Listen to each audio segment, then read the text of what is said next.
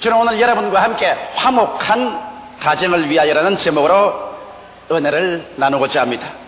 인류 역사가 존재하는 이상 가정은 계속해서 존재하게 되어 있습니다.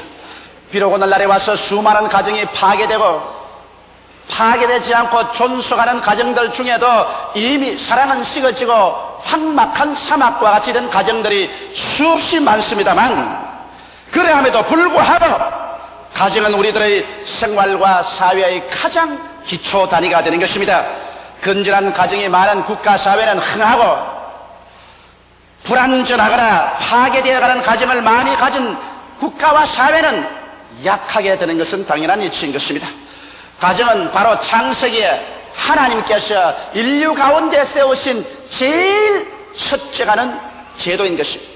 그리고 하나님께서는 저녁 선언할 때면 에덴을 방문하셔서 아담과 하와의 가정을 신방하여 주시고 저들과 함께 대화하신 것이 성경에 기록되어 있습니다. 하나님께서는 우리들의 가정을 귀중히 여기시고 계십니다. 우리들이 화목되고 행복한 가정이 되기 위해서 노력할 때 하나님께서는 기뻐하시고 도와주시는 것입니다.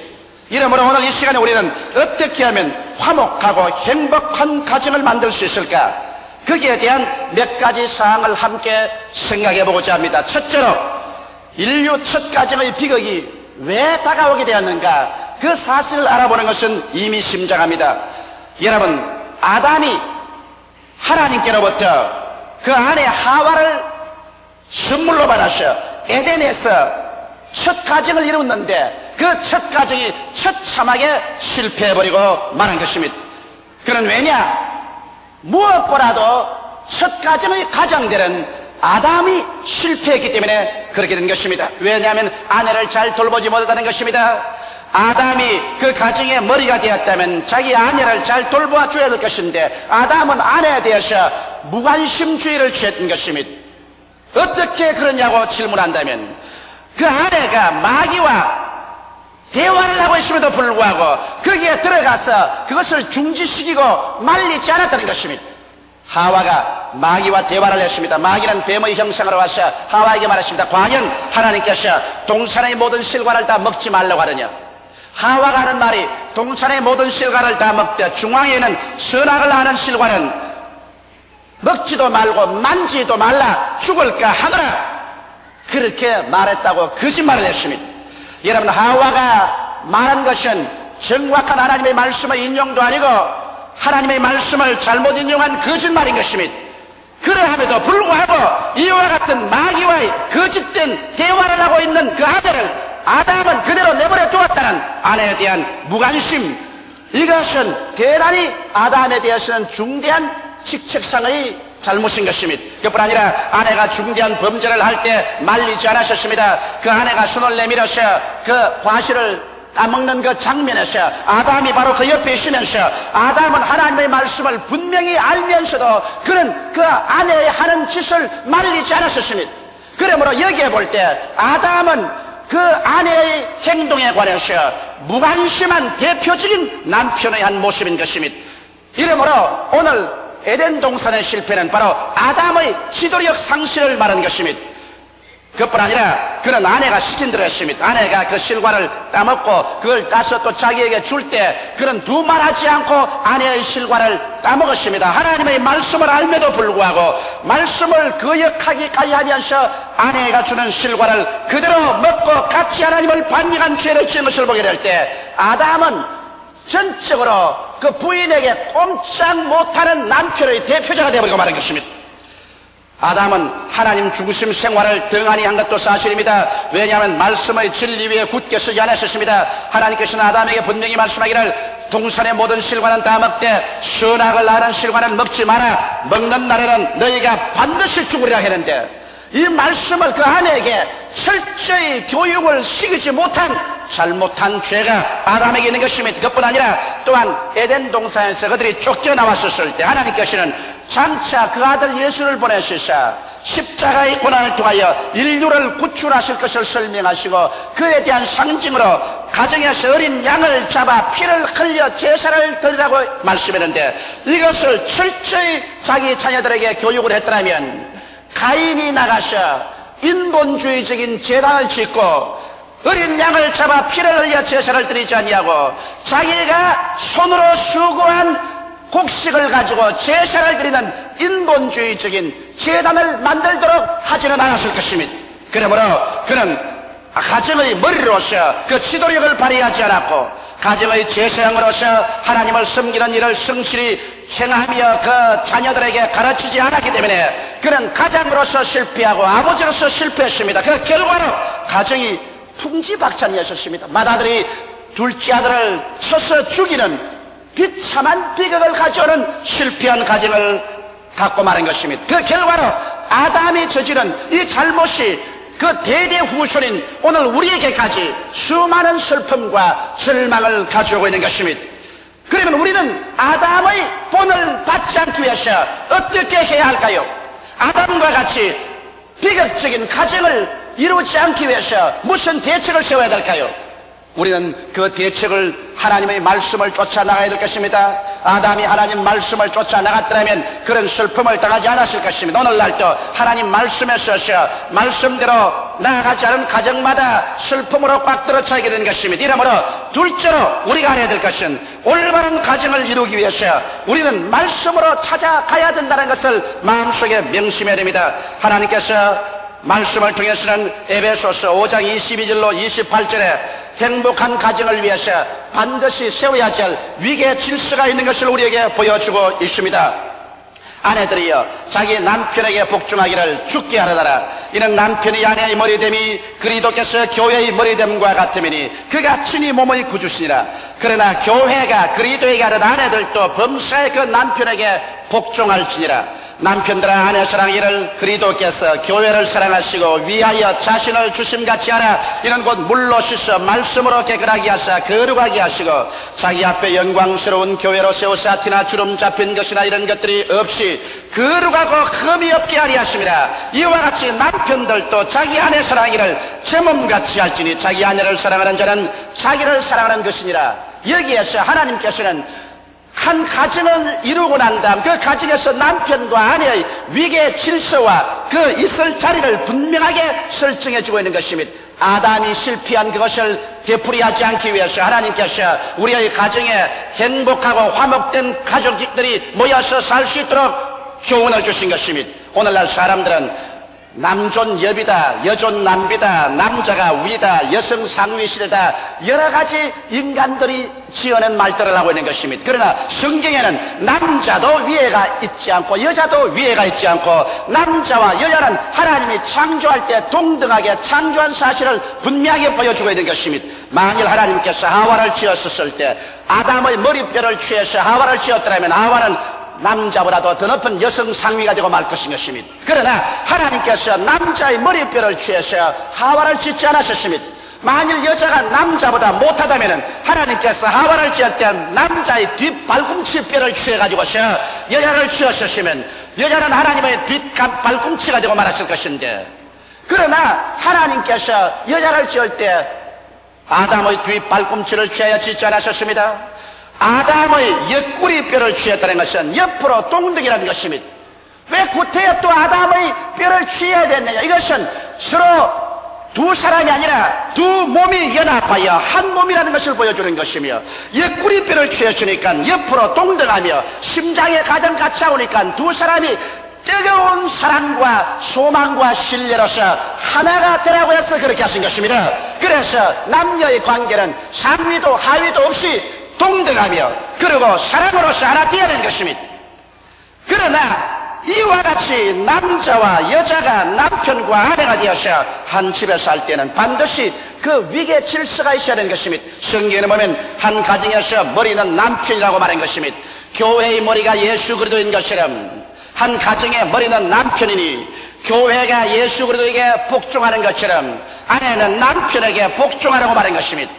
그러고 난 다음 또 성경은 말씀하기를 예수께서 교회를 사랑하셔서 교회의 모든 죄와 불의, 수악과 저주, 절망과 죽음을 한 몸에 걸머지고 십자가에 못 박아서 몸 찢고 피 흘려서 교회를 속량하고 구원한 것처럼 그와 같은 사랑을 가지고서 남편은 아내를 사랑하라고 말한 것입니다. 아내의 모든 연약하고 못나고 실수하는 것을 자기가 책임지고 이것을 속량하고 뜨거운 사랑으로 아내를 사랑해 주라고 말한 것입니다. 이와 같은 위계 질서와 사랑과 복종의 관계가 없이는 행복한 가정이 이루어질 수가 없습니다. 남편이 아내에게 복종만 강요한다면 이것은 독재적인 가정이 되고 말 것이요, 남편이 아내의 사랑만 하고 아내 시키는 대로만 따라간다면 아담과 같이 무질서한 가정이 되고 말 것인 것입니다. 이러므로 한 가정이라는 것은 여러분 동등한 인권을 가지고서 하나님을 사랑함과 동시에 부인은 남편에게 복종하고 남편은 희생적인 사랑으로 부인을 사랑해서 앞에서 사랑으로 인도해주고 뒤에서 믿음과 복종으로 밀어주면 두 사람이 연합하여 행복한 가정을 이룰 수가 있는 것입니다. 복종과 사랑 그 어느 것이 결하여도 절름발이 가정이 되어버리고 마는 것입니다. 그뿐 아니라 가정에 있으면 자녀가 있죠. 아담과 하와는 그 자녀들을 잘못 길러셨습니다. 하나님을 경배하는 일에도 잘못했고 형제 우애하는 일도 잘못했고 부모를 효도하는 일에도 잘못했었습니다. 성경은 부모와 자녀의 사이를 에베소서 6장 1절로 4절에 분명하게 기록하고 있습니다. 자녀들아 너희 부모를 주 안에서 순종하라. 이것이 옳으니라. 내 아버지와 어머니를 공경하라. 이것이 약속 있는 첫 계명이니 이는 내가 잘되고 땅에서 장수하리라. 또 아비들아 너희 자녀를 노엽게 하지 말고 오직 주의 교양과 훈계로 양육하라. 여기 부모와 자녀 관계는 성경 말씀 가운데 공경과 효도로서 일관되어 있습니다. 여러분 기독교는 바로 효도의 종교입니다. 성경 말씀하면 하나님의 아들 예수 그리스도께서 하나님 아버지께 절대 순종하고 복종하는 것입니다. 그리고 또 이 성경 말씀에 우리에게 준 교훈도 하나님께서는 10계명 중에서 오직 내 부모를 공경하는 이 계명에만은 하나님께서 약속을 허락해 놓은 것입니다. 다른 계명은 지키지 않으면 심판을 명령해 놓았으나 부모 공경하는 계명에 대해서는 부모를 공경하면 너가 세상에서 잘되고 장수하리라고 말씀하고 있는 것입니다. 여러분 오늘날 자녀들이 진실로 세상에서 화복된 가정을 이루고 잘되고 장수하려면 부모를 효도해야 될 것입니다. 이것은 부모에게도 좋고 자녀에게도 좋고 하나님 보시기에도 좋은 것입니다.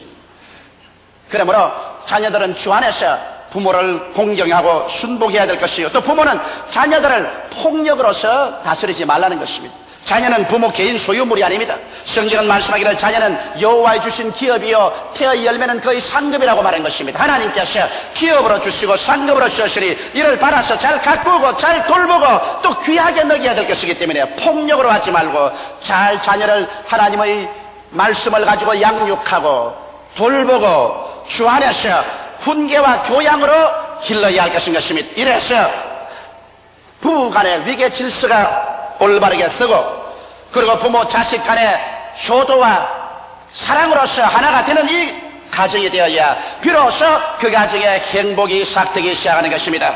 셋째로 오늘 우리가 화목한 가정을 위하여 반드시 부부 간에 지켜야 할 조건이 있는 것입니다. 가정이란 농부가 농사 짓는 것과 같아서 애쓰고 힘써서 땀 흘려 노력해야 좋은 수확을 거둘 수 있는 것처럼 그와 가정도 마찬가지인 것입니다. 그대로 가만히 내버려 두어서 좋은 가정이 이루어질 것이라고 생각하는 것은 씨만 뿌려놓고 난 다음에 가을에 좋은 곡식을 수확할 것이라고 생각하는 농부의 어리석은 생각과 같을 것입니다. 이러므로 우리는 화목하고 행복한 가정을 위하여 노력하며 지켜야 할 것을 지켜야 될 것입니다. 먼저 우리가 지켜야 할 것이 무엇일까요? 여러분 좋고 행복한 가정을 이루기 위해서는 하나님과 친밀해져야 되는 것입니다.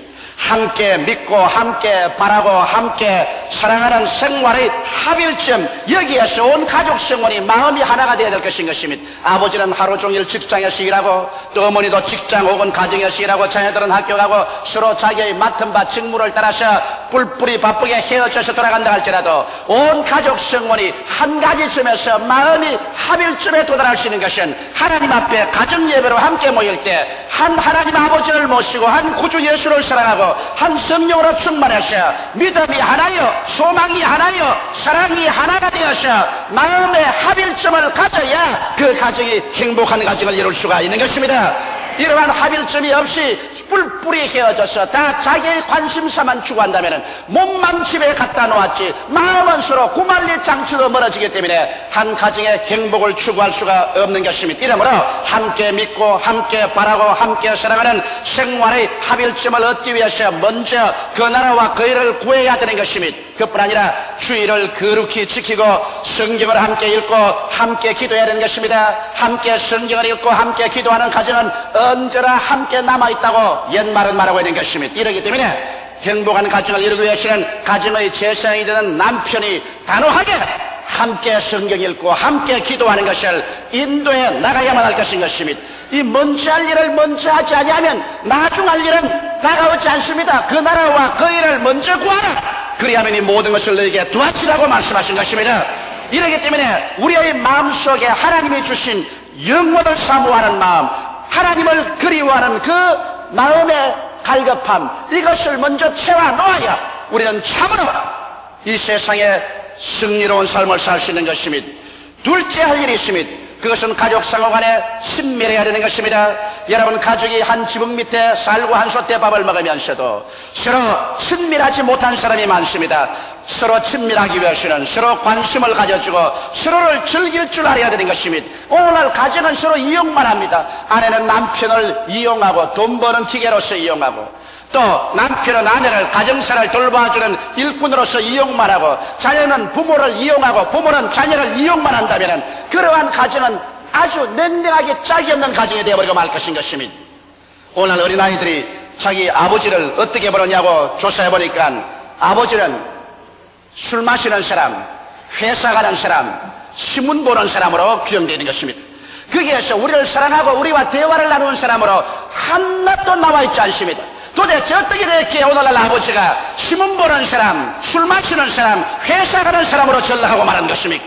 이것은 오늘날 아버지의 실패입니다. 이렇게 했기 때문에 수많은 자녀들이 잘못된 길로, 삐뚤은 길로 걸어가게 되는 것입니다. 이러므로 서로 관심을 가지고 서로를 즐길 줄 알아야 되는 것입니다. 남편은 아내를, 아내는 남편의 깊은 관심을 가지고, 그러고 난 다음 서로를 기뻐하십시오. 나는 마지못해서 당신하고 산다는 이러한 것은 절망인 것입니다. 서로를 즐거워하고 서로를 기뻐하는 이런 삶을 살도록 노력해야 되는 것입니다. 또 함께 즐길 수 있는 시간을 많이 마련해야 되는 것입니다. 서로 바쁘다고 해서 자기끼리만 정신을 팔면 안 됩니다. 여유 있는 시간이 있으면 남편은 자기 친구들까지만 나가버리고, 부인도 자기 친구들까지만 나가버리고, 자식들은 자식들대로 방황하고, 이래서 한 가정이 삭막해지면 안 되는 것입니다. 힘을 쓰고 노력해서 어떻게 하든지 함께 즐길 수 있는 시간을 많이 가져야 됩니다. 밥상도 따로따로 먹지 말고 기다리더라도 함께 먹는 것이 좋습니다. 아버지와 엄마와 자녀들이 한 밥상에 둘러앉아서 함께 식사하면서 서로 대화를 하는 시간을 가지는 것이 좋습니다. 크리스찬 홈에서는 말할 필요 없이 여러분 함께 모여서 예배 보는 시간을 가져야 되는 것입니다. 이래서 함께 즐길 수 있는 시간을 많이 가지죠. 또 함께 나가서 외식도 즐길 수 있는 시간도 가지고, 함께 또 들과 산으로 같이 나갈 수 있는 그런 여유 있는 시간도 힘을 들여서 만들어야 되는 것입니다. 사람은 서로 많이 만나고 서로 많이 대화를 할 때 친밀해지는 것입니다. 그리고 나아가서 이해하고 동정해야 됩니다. 무정하면 독버섯 같이 되는 것입니다. 이러기 때문에 서로 이해하고 서로 어려운 일이 있을 때 깊이 마음에 동정심을 가야 됩니다. 남편에 대해서 아내가 깊이 동정심을 가지고, 아내는 남편에게 대해서, 또 남편은 아내에 대해서 깊은 동정심을 가지고, 부모는 자녀에게, 자녀는 부모에게 서로 동정심을 가지고 짐을 나누어 져야 되는 것입니다. 너는 너고 나는 나다. 너는 죽든지 말든지 내가 상관할 것이 뭐냐, 내만 행복하면 된다는 이기주의적인 이러한 게으른 독버섯까지 되어서 가정을 파괴해버리고 마는 것입니다. 무엇보다도 우리는 성내지 말아야 되는 것입니다. 여러분, 이 세상에 사람이 살다면 성이 안 날 수가 없지요. 그러나 성이 날 때는 사람이 이성을 잃어버리고 말기 때문에 원치 않은 말을 해버립니다. 그 결과로 좋은 관계가 파괴됩니다. 자기 자신도 아주 비열하게 보입니다. 성내고 난 다음에 나중에 기분 좋은 사람은 한 사람도 없습니다. 이러기 때문에 우리가 성내지 말아야 돼. 저는 원래 성을 잘 내는 사람입니다. 그런데 반드시 내만 나쁜 게 아니에요. 가만히 내가 지나온 과거 생활을 돌아보니까 우리 아버지도 성을 잘 내시더라고. 그래서 내가 부전자전으로 성을 잘 내는 것 같아요. 그러나 이것을 아무리 해도 내가 이길 수가 없어. 그냥 조그만 일만 생기면 성이 와락 나는데, 성을 내고 난 다음에는 나중 시간이 지나고 보면 내 자신이 비열하게 보이고, 그 다음에는 내 인격이 땅에 떨어지고, 그리고 그로 말미암아 냉랭한 분위기가 가정에 들어옵니다. 그러나 그 다음에 제가 비결을 발견했었습니다. 성이 안 날 수는 없습니다. 내가 그렇게 되어 먹었는데 성을 안 낼 수가 있나요? 또 성이 안 나오는데 안 내면 또 속이 병이 듭니다.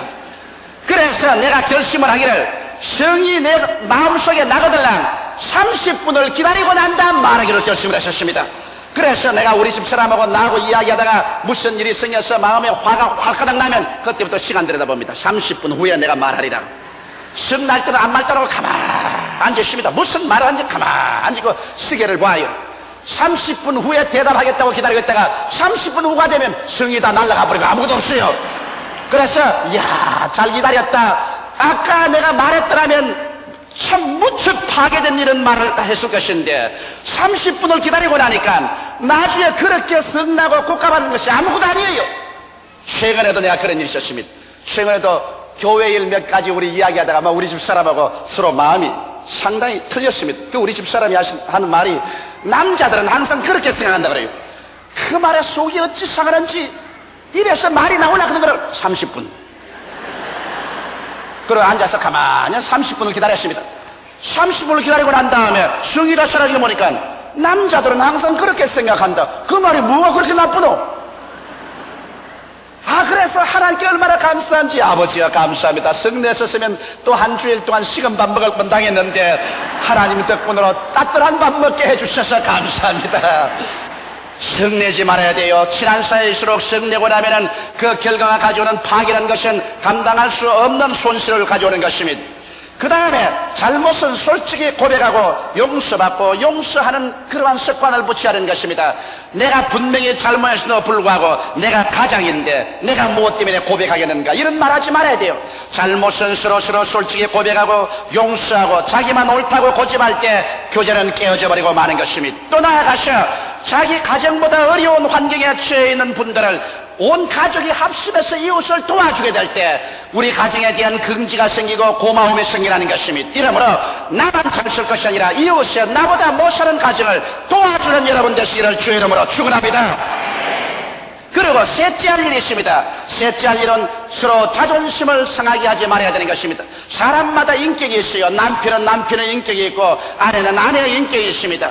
옛말에 지렁이도 밟으면 꿈틀거린다는 말이 있는 것입니다. 이러므로 서로 인격에 손상을 갖다 주게 되면 그 가정이 아무리 좋은 집을 짓고 좋은 옷을 입고 호의호식하고 아무리 물질적으로 풍요하더라도 내적으로 처참하게 파괴되어버리고 마는 것입니다.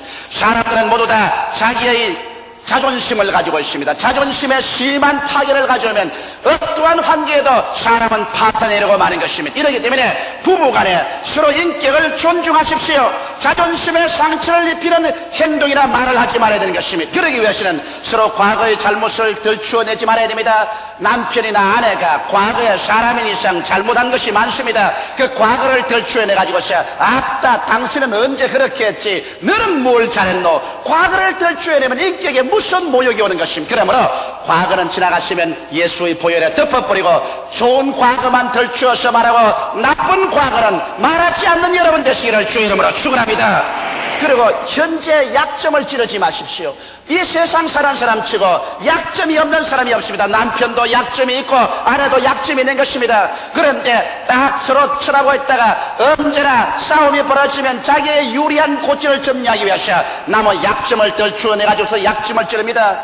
여러분 상처 입은 손에 주먹을 때려가지고서 아프다고 하는 사람 누가 있겠습니까? 약점을 들추어내서 상대방의 인격적인 모욕을 느끼지 않을 사람 아무도 없는 것입니다. 그리고 인격을 무시하는 운동과 모욕감을 느끼게 해서는 안 되는 것입니다. 말도 여러분 인격을 무시하는 말 하지 마십시오. 그리고 모욕감을 가져오는 그런 말을 하지 마십시오. 더구나 자녀들 앞에서 남편의 모욕을 주고 아내에게 모욕을 주는 그런 말을 하고 나면 이것은 잊을 수 없는 상처를 가져오는 것입니다. 이렇기 때문에 인간은 모두 다 자기 가치와 자기 존재적인 삶의 의미를 찾습니다. 내가 살 의미가 있다, 내가 살아갈 가치가 있다고 생각할 때 용기와 힘이 생깁니다. 그렇기 때문에 남편은 아내가 아내로서의 가정에 참으로 가치 있고 존귀로운 것을 늘 말해 주십시오. 아내는 남편이 얼마나 귀하고 존귀하다는 것을 알려주십시오. 서로서로 삶의 가치가 있고 삶의 의미가 있다고 생각할 때 삶에는 새로운 용기와 희망이 생기고 소망이 넘쳐나게 되는 것입니다. 가정이 행복할 때 이 사람은 사회생활에 나갈 때도 생기 발랄하고 소망차고 꿈과 믿음을 가지고 용기 있게 인생을 살아갈 수 있는 것입니다. 다 같이 기도드리겠습니다. 살아계신 아버지 하나님이시여, 오늘 예수 이름으로 기도하노니 주께서 성령으로 역사하여 주셔서 아담의 가정과 같이 파괴적인 가정이 되지 말고 참으로 화목되고 행복된 가정을 주 안에서 이루게 하여 주옵소서. 예수님 이름으로 기도하옵나이다. 아멘.